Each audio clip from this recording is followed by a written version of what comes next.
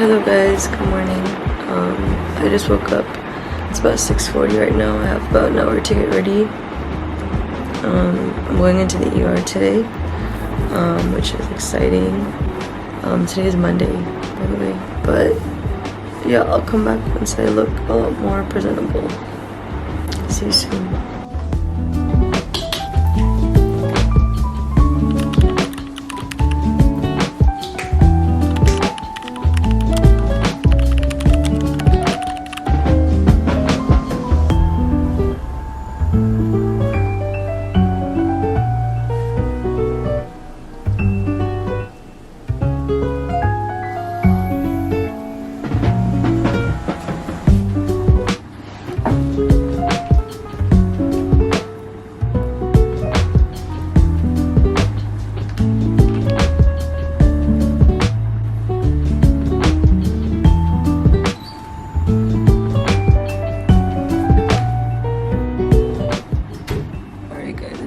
Done. I think I'm gonna head out.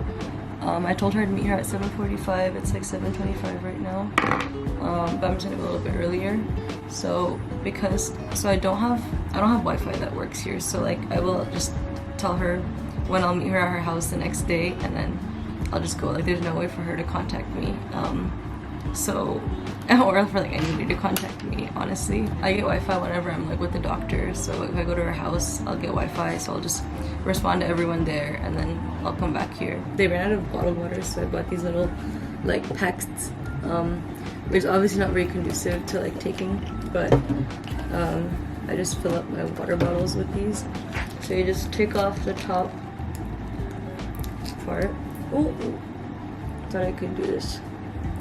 Take off the top, and then I just like to do this, and I just pour it into my water bottle, and it works great.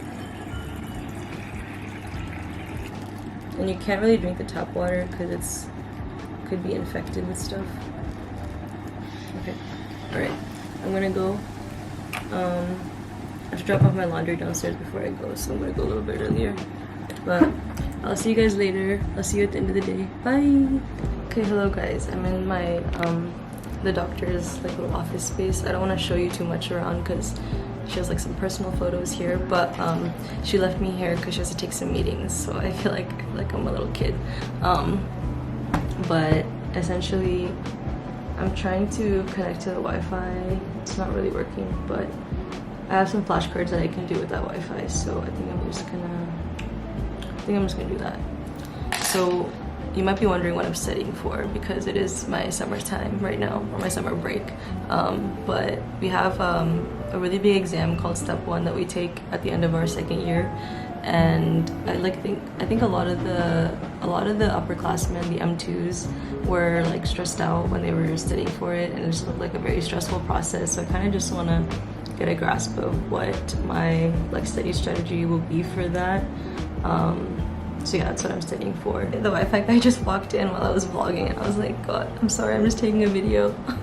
So embarrassing. I don't know why it's so embarrassing. Like, I'm just taking a video. But I am talking to myself, so I guess that's not normal. I don't even know what I was saying anymore. But yeah, I'm just gonna study here while my doctor, researcher person finishes up her meetings, and then we're gonna go do some rounds in the ER, which I think will be really, really fun.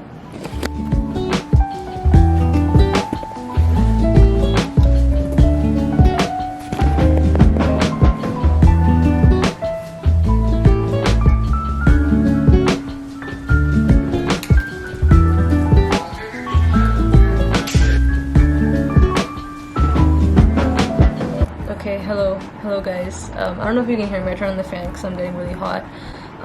But I'm back from the ER. It's been a long day. It's like 5:30 right now, and we left at like 7:30, so it's been a long day. I'm like feeling a little tired. I kind of want to go exercise outside before it gets dark, so I'll try to keep my updates short, but it was a lot, honestly.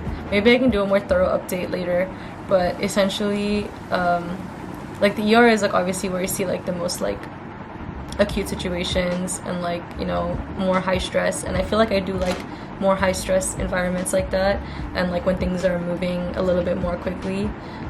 So I enjoyed it. I enjoyed seeing all the patients and, you know, learning about all the conditions and things like that. But I think when you're working in a developing country, the ER looks very different from like ERs in America.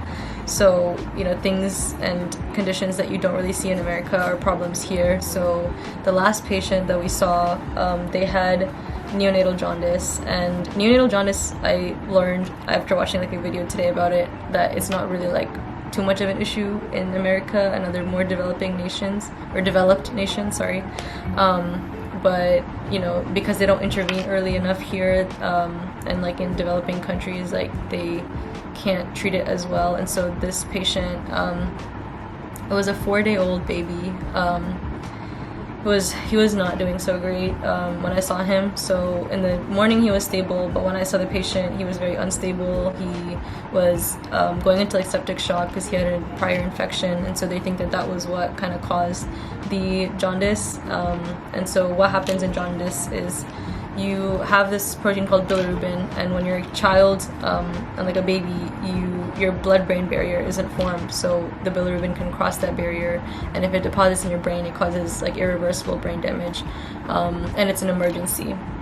So essentially this baby needed a transfusion, but here to like get transfusion, to get tests, to get anything, it like takes time. So there's a lot of like barriers, and so by the time the baby got the transfusion, like first they were unstable, so they couldn't give the transfusion yet, and so like once they stabilized the baby a little bit more, I think then they gave the transfusion. I couldn't stay for the transfusion, but when I came back, I heard that the transfusion happened, and then the baby's like hemoglobin went up. I thought the baby would do better and that they would improve, because when I saw the baby, like the baby was really struggling, but the baby actually ended up getting worse and was like having like a hard time like breathing and everything, and so I think the conclusion of that case was just like the baby has like irreversible brain damage now, and so I was kind of just asking my doctor like what causes that, and so it's, you know, I think the mom didn't bring the baby like fast enough to the clinic, and so maybe they like gave birth and they were in a rural area or something like that, and so yeah, something of that nature where they just didn't intervene fast enough. I also just saw like the nature of the like emergency rooms here, so like obviously they look very different, like they're not as like sterile, they don't have all the equipment that exists in America, and so like when the doctor was trying to measure the baby's like O2 saturation with the pulse oximeter, she couldn't get like a reading, and so I was like, is that even for a child, because it looked like, you know, like pretty big, and so she was like, no, this is used for adults, and so they don't even have like the right size like pulse oximeter for like children. And so I asked her like how much does it cost to get like a baby version, and she was like, oh, it costs like 500 CD, which is the Ghana currency, and so that's like $33 in like US dollars, and so to us like that's not that much money, but you know, they just don't have like the right equipment.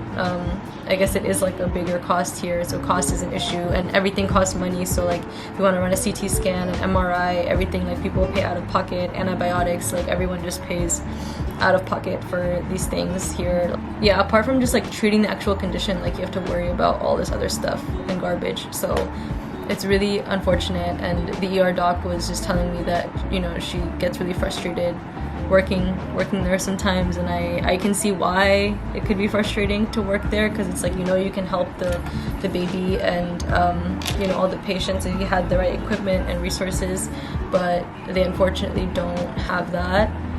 This is what I signed up for, but at the same time I feel like I wasn't emotionally or mentally prepared to see this. Yeah, there were some good aspects of the day, but I think, you know, the bad stuff really does stick with you sometimes. You know, I'm very grateful for this opportunity to be here, to learn all of this information, and to, you know, learn from all of these doctors and physicians. But at the same time, I think it can be very, very, very sad, because things that should be treatable and preventable, you'll see a lot of the time just they they happen here because the healthcare just isn't as good. I don't really know what else to say. Yeah, that's it. I think I'm gonna maybe go on a run outside before it gets dark, so I don't wanna, I've been rambling for like 10 minutes, but I think I'm gonna go exercise and then just eat some food and then relax, study, shower, do all that stuff. Yeah, I'll see you guys later. Okay, bye! Okay, hi guys, I'm back. Today's was a short run. It was like 20-minute jog. I wouldn't even call it a run. I think my body was just really tired. Oh, really tired today. But I'm gonna shower because I'm so sweaty. I think I'm just gonna take it easy today. I don't know how much real studying I'm gonna do today. I may just study in my bed because I feel like I was also like dozing off at certain periods today, and I definitely need my brain to be turned on tomorrow for my research stuff. So I think I'm gonna take it easy today. Maybe just watch some Netflix. I finally have Wi-Fi again. She gave me this like Wi-Fi little thing that gives you Wi-Fi. I don't know what it is. I started Bridgerton the other day, the newest season, and I really like that show, so I'm gonna try to watch more of it today. I've also been watching this other K-drama that's so good. It's called Marry My Husband, but I don't think I can access it in this country. It's on Amazon Prime, and it just didn't work when I tried.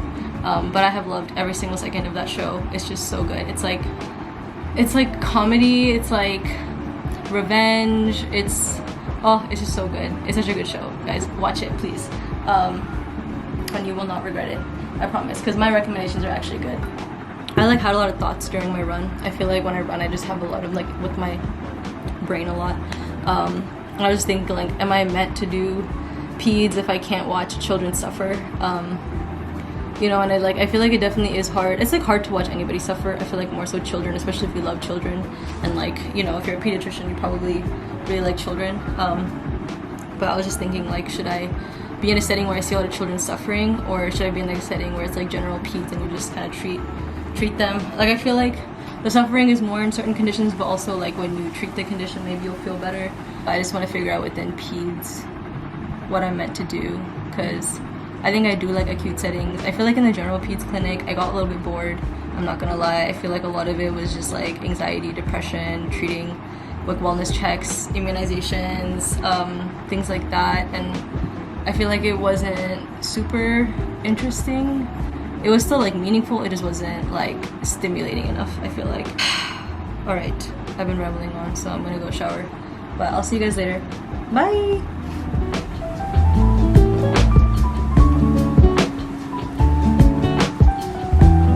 Will be very important for figuring out where certain cranial nerves come from, specific to the medullary brain or the foramen of the brain. And then we will conclude the video by doing some practice questions.